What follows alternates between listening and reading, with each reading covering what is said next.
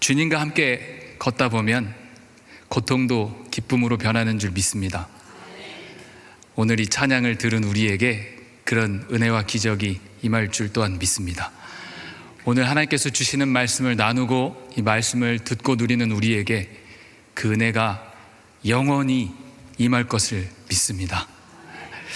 제가 여러분들께 부탁의 말씀을 하나만 드리고 말씀을 전하려고 합니다. 엄청 피곤하신 시간인 거 잘 알고 있습니다. 그래서 제가 이 말씀 가운데, 오늘 제가 전하는 이 말씀 가운데 여러분들이 크신 은혜를 누리시길 바랍니다 하면 눈을 크게 뜨시고 아멘 이렇게 크게 한번 외치시고 한번 말씀을 들었으면 좋겠다 생각이 듭니다. 오늘 주시는 이 하나님의 말씀을 통해서 우리의 삶이 주님 주시는 은혜로 가득 메워지길 주님의 이름으로 축복합니다. 아멘. 아멘. 감사합니다. 근데 잠들 다들 깨셨을 거라 믿습니다. 제가 2011년도에 인도라는 나라를 간 적이 있습니다. 자원봉사를 갔는데요, 한 달 동안 있었습니다. 이 열혈 청년이었던 김상원 청년이 그 선교지에서 자원봉사도 하고 선교사님들 만나서 그 선교지도 막 방문하고 구경하고 싶고 그 현지 문화도 막 누리고 싶고 알고 싶고 하는 그 마음에 매일 길거리에서 음식을 주워 먹었습니다. 절대 선교사님들도 주의를 주는 게 그건데요, 길거리 음식을 함부로 먹으면 안 된다. 근데 저는 매일같이 함부로 먹었습니다. 그래서 어느 날 이제 숙소에서 화장실을 갔는데 정말 앉았다 일어나는데 피가 이렇게 철철은 아니지만 후두둑 떨어지는 거예요. 그래서 이거 큰일 났다. 내가 이제 인도 땅에서 먹을 걸 잘못 먹고 생을 마감하는구나, 이런 생각을 했죠. 그렇게 한국으로 돌아오자마자 대장 내시경을 하고 용종 3개를 떼냈습니다. 그 이후에 저는 떼냈으니까 깨끗하겠거니 했는데 최근에 어느 권사님 한 분이 그거 3년에 한 번씩은 재검을 해야 된다, 그거 다시 자라난다더라, 막 그렇게 겁을 주시더라고요. 어떤 거는 그 용종이 커서 암이 되기도 한다고 하더라고요. 두렵기보다는 조금 찜찜한 마음이 있었는데 기회가 되어서 제가 지지난주에 건강검진을 받았습니다. 건강검진을 하고 일주일 동안 그 건강검진의 결과를 기다리는 시간 동안 굉장히 많은 생각을 하게 되더라고요.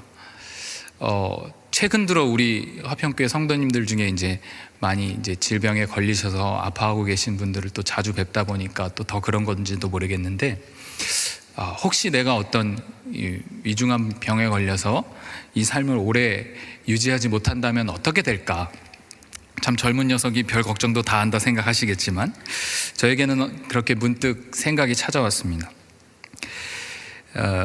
그렇게 죽음에 관해서, 질병에 관해서 깊은 묵상을 하고 있던 차에 그 검사 결과가 나오기 전에 제가 영화 한 편을 청년과 함께 보게 되었습니다. 영화 제목은 교회 오빠라는 제목의 영화입니다. 여러분들 중에도 많은 분들이 보시고 또 구역 예배 때도 많은 간증들, 은혜들 나누시는 것을 함께 경험했는데요,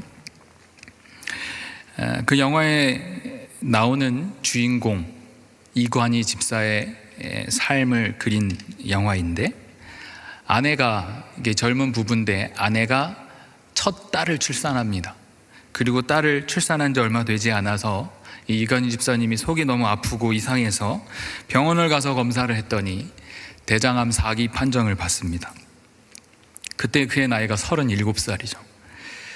그리고 담담하게 수술을 하고 항암 치료를 받는 도중에 아들의 암 판정과 또 우울증에 시달리던 그 이관희 집사님 어머님이 스스로 목숨을 끊습니다. 그 어려운 상황 속에서 그 이관희 집사님은 신앙의 힘으로 버티며 8차 항암까지 마친 이후 간호하고 있던 아내도 혈액암 4기를 판정을 받습니다. 여러분, 제가 잠깐의 영화의 줄거리를 들려드릴 때 과연 어떤 생각이 드셨습니까? 세상에 어떻게 저럴 수가 있나, 너무 힘들겠다, 숨이나 제대로 쉬어질지 모르겠다, 절망스럽겠다 하는 감정이 앞서실 거라고 생각합니다. 영화 교회 오빠는 그런 상황 속에서 그들이 어떻게 믿음으로 싸워 나가는지를 담담히 그려내는 다큐멘터리 영화입니다. 너무 담담해서 가슴이 더 먹먹했던 영화였습니다. 우리는 삶을 살아갈 때 무수히 많은 상황들과 직면합니다. 그리고 그 상황이 해결되고 또 다른 상황을 만나고 또다시 해결되고 또 다른 상황을 만나고, 그렇게 우리의 삶이 흘러 가는 것 같습니다.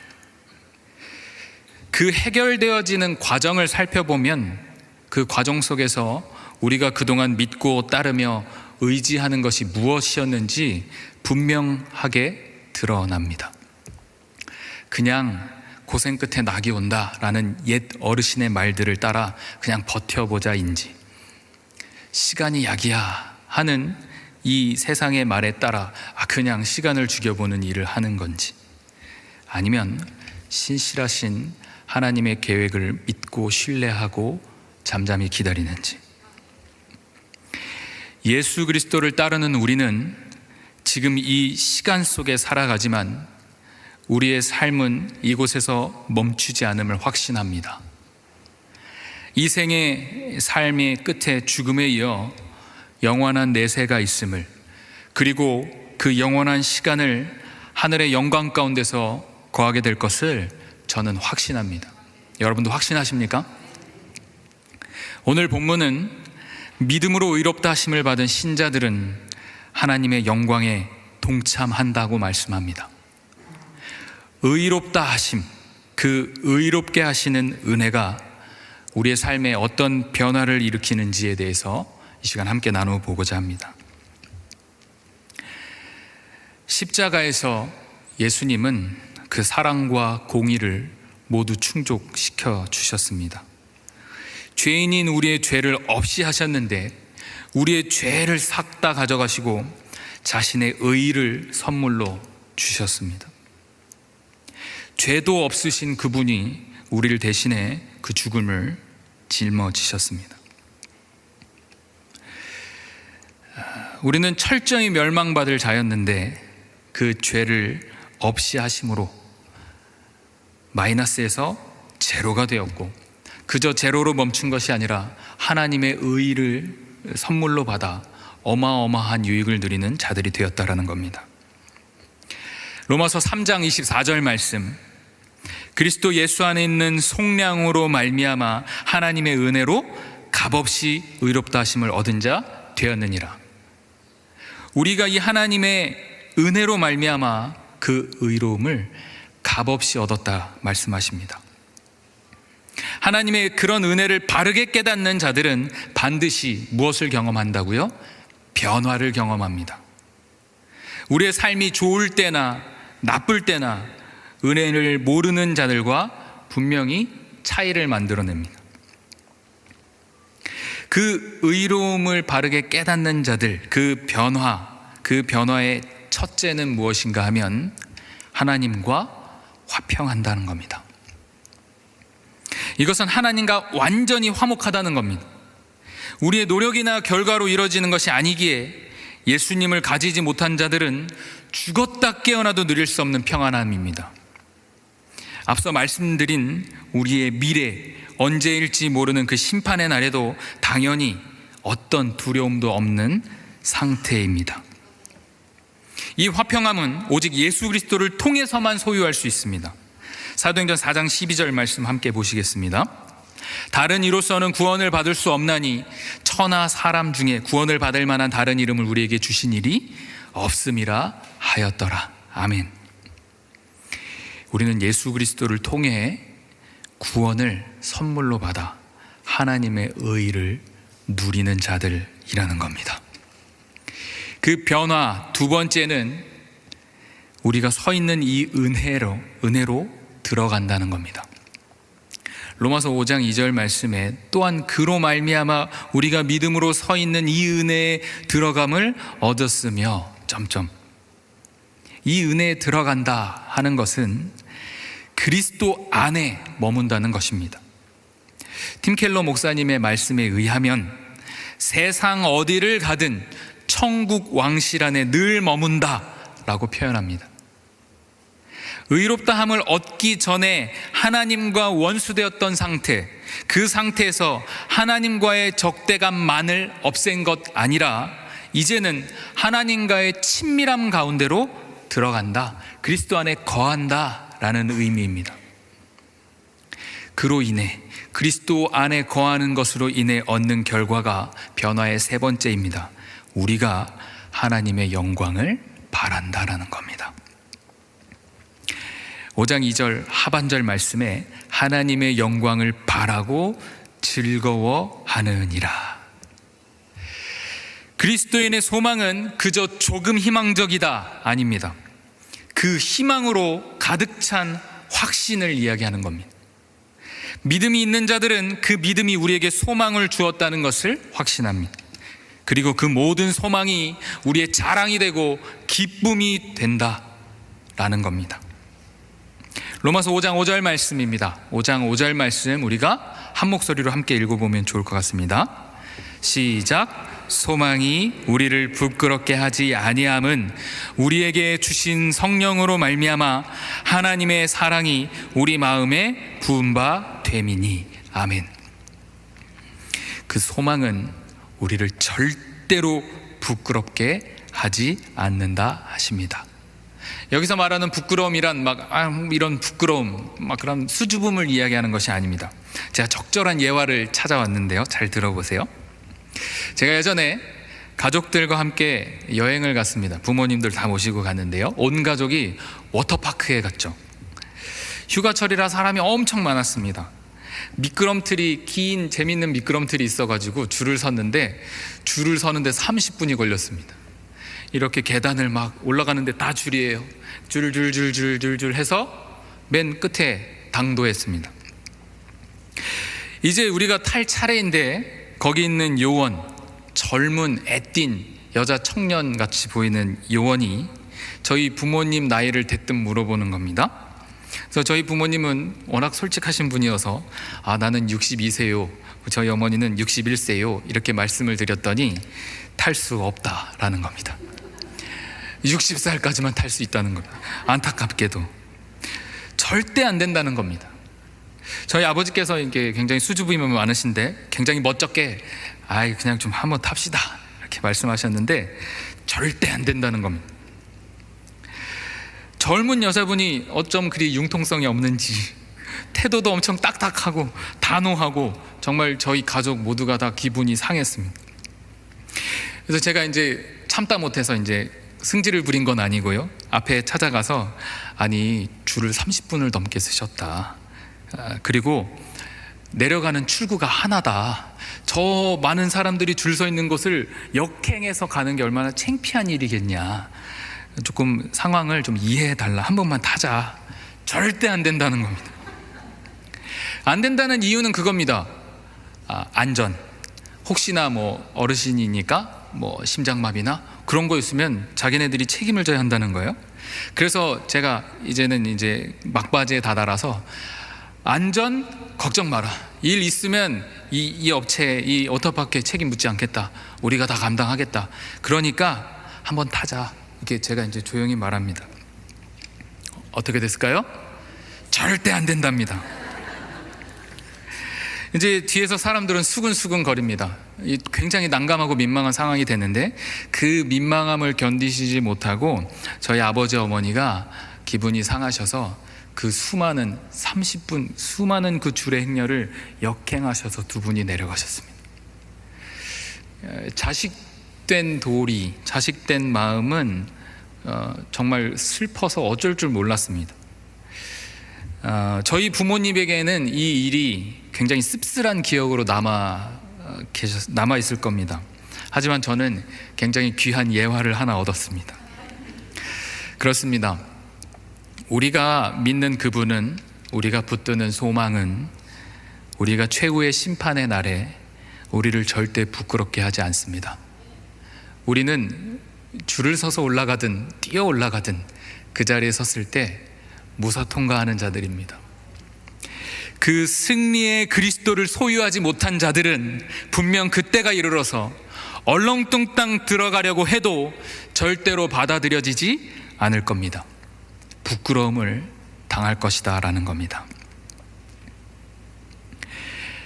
우리는 이제 하나님과 화평함을 누리고 우리가 믿음으로 서 있는 이 은혜에 들어가서 하나님의 영광을 바라고 즐거워할 것입니다.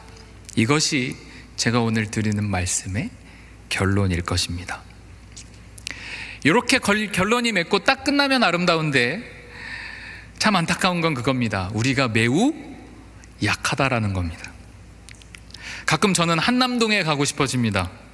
무슨 말인가 하면 제가 어쩔 때 너무 한심한 남자로 느껴져서 한남동에 가야 될 것 같다는 생각이 웃어주셔서 감사합니다. 즐겁고 좋고 괜찮을 땐 하나님과 화평도 누리고 하나님의 영광을 바라며 즐거운 삶을 살지만 조금이라도 고비가 오면, 조금이라도 불편이 찾아오면, 불안해 오면 금세 힘겨워합니다. 굉장히 한심한 삶을 산다라는 겁니다. 3절의 말씀처럼 다만 이뿐 아니라 환난 중에서도 즐거워해야 하는데 그게 잘 안 되더라 라는 겁니다. 바울이 이같이 말씀한 데는 그저 환난을 즐기라는 뜻으로 말한 것이 아닙니다. 기독교인들은 그냥 막연한 금욕주의자들이 아닙니다. 그냥 덮어놓고 견디고 곁어놓고 참고 덮어놓고 용서하다 보면 우리에게는 병이 나기 마련입니다. 환난, 오늘 오전에 담임 목사님께서 설교하셨지만 환난 그 자체에는 전혀 어떤 기쁨도 있지 않습니다. 하지만 이 환난을 당하는 그때에, 그 슬픔의 때에도 여전히 하나님 안에서의 그 기쁨이 남아있다라는 희망을 우리가 발견한다는 겁니다. 그 슬픔 속에서도 기쁨을 발견하게 해준다는 겁니다.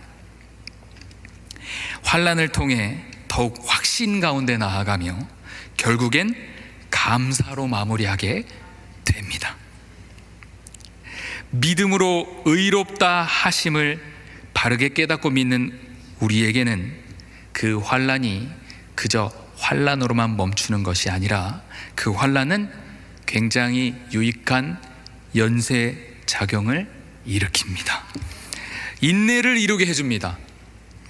환난은 우리로 하여금 인내하게 해준다는 겁니다. 그리고 우선순위를 다시금 정하게 합니다. 그 인내의 순간 가운데서 우리가 무엇을 먼저 봐야 하는지에 대해서 우선순위가 더욱더 명확하게 되어집니다. 그리고 그렇게 연단을 이루는데요, 그 연단은 여러 환난이 지난 후에 가지게 되는 흔들리지 않는 확신이라고 말할 수 있겠습니다. 비온 뒤에 땅이 더욱 단단해지듯이 대장장의 망치질을 견뎌야만 더 온전한 견고한 철이 되듯이 그렇게 환난이 지나고 난 뒤 더 큰 확신 가운데 거하게 되는 겁니다. 결국 그렇게 우리에겐 소망이 자라나게 된다는 겁니다.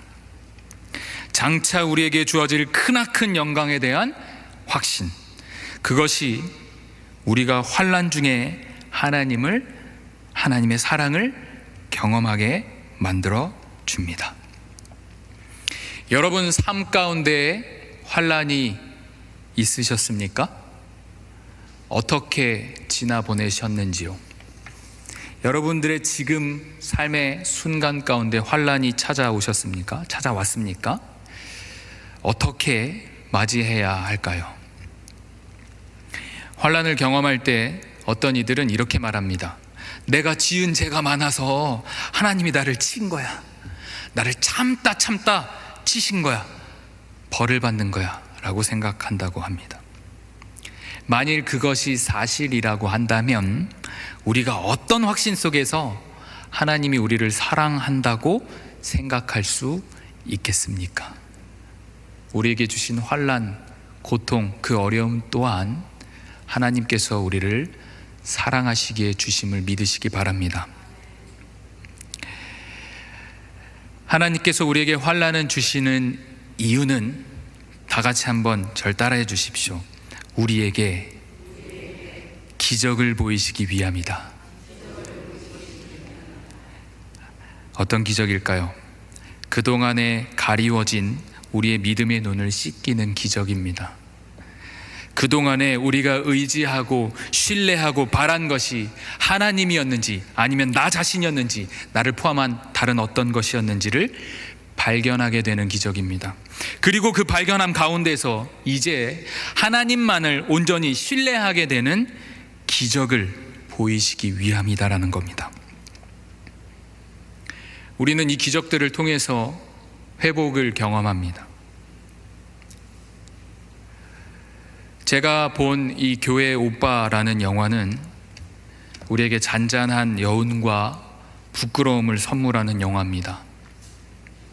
환난, 그것도 영화 내내 자막으로 쓰였던 욥기서의 말씀 구절들처럼 욥의 고난과 같은 극심한 환난, 그 환난 가운데 눈앞에 있는 환난만을 보는 것이 아니라 믿음의 눈으로 하나님을 바라보며 담담히 버티고 있는 이 두 부부의 이야기.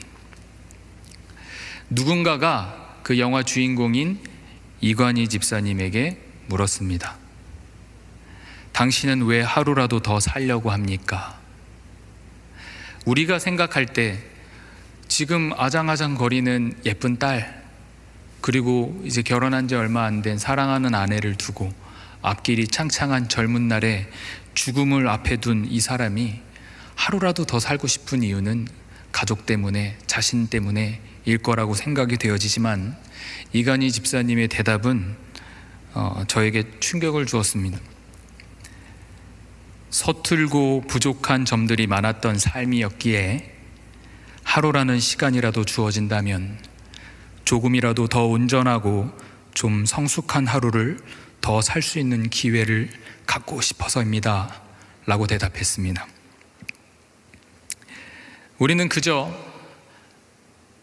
37살의 젊은 집사님이 죽음을 앞에 두고 사랑하는 아내와 딸을 남겨두고 죽어야 하는 그 심정에 우리가 집중하여 보고 불쌍하다라는 생각을 하지만, 이 집사님은 하나님 앞에 하루라도 더 선물로 받는다면 그것을 통해 하나님 앞에 좀 더 성숙한 하루를 살고 싶어서다라고 대답합니다.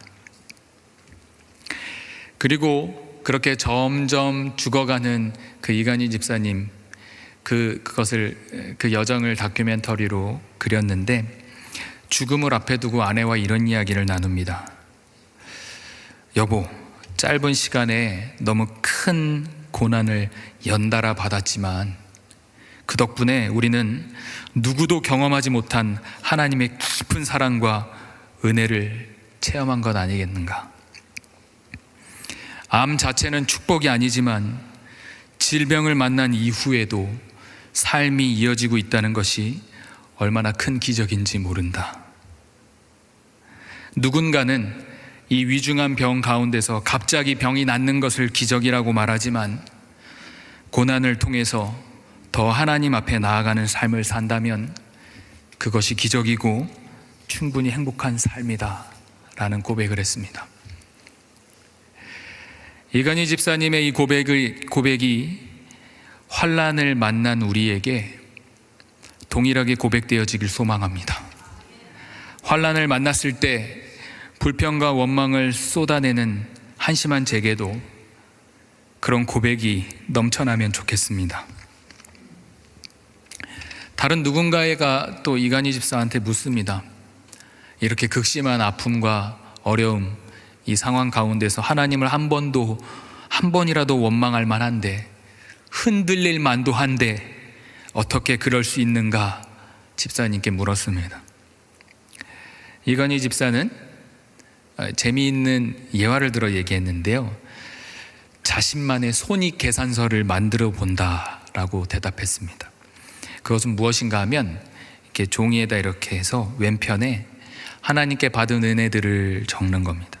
그리고 오른편에는 자신이 경험한 고난의 사건들을 적어보는 겁니다. 그리고 종합적으로 이 손익 계산서를 살펴보면서 계산을 해봤을 때 늘 항상 플러스였다. 그래서 나는 하나님을 원망할 수 없다.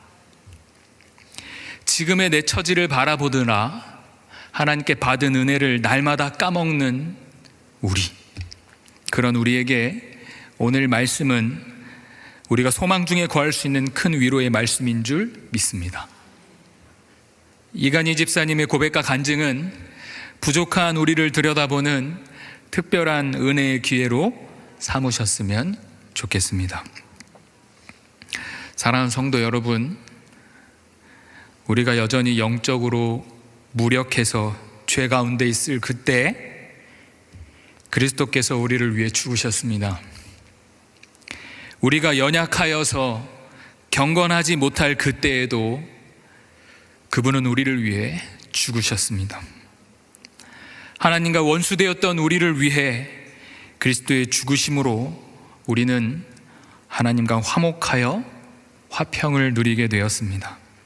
그의 안에 거했고 그의 영광을 바라고 즐거워하는 삶을 살게 되었습니다.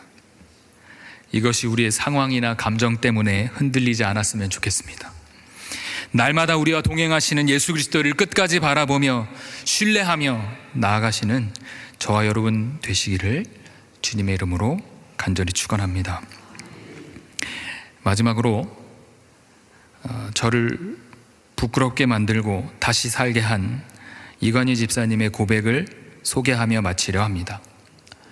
제가 영화를 보는 내내 울음을 참을 수 없었던 것은 그가 제 또래이기도 하고 그의 자녀가 제 또래이기도 했기 때문입니다. 부족한 저와 너무도 다른 그의 고백을 끝으로 오늘 설교를 마치도록 하겠습니다. 그가 죽음을 앞두고 딸 아이를 바라보면서 한 마지막 묵상입니다. 저같이 연약한 자 같았으면 내 사랑하는 아들을 두고 내가 죽어야 하니까 너무 슬프다. 우리 주한이가 자라가는 모습을 함께 볼 수 없어서 너무 슬프다. 이렇게 고백했을 것 같은데 이간희 집사님은 이렇게 간증합니다. 문득 상상을 하는데 소연이의 인생의 그 걸음걸음마다 엄마 아빠가 함께 해주는 것을 상상만 해도 즐거운데 그것이 상상이 아니고 현실이라면 얼마나 즐겁고 행복할까. 저희 부부의 마음이 저희를 향한 하나님 아버지의 마음인 것 같아서 많이 울었습니다. 나를 향한 그 아버지의 마음을 외면한 채 내 멋대로 살아왔던 내 모습이 떠올라 많이 울었습니다. 우리의 삶의 그 걸음걸음마다 함께 해주시는 하나님 아버지를 생각할 때 이것이 상상이 아니라 현실인 것이 하나님께 얼마나 큰 기쁨으로 여기실까 생각했습니다.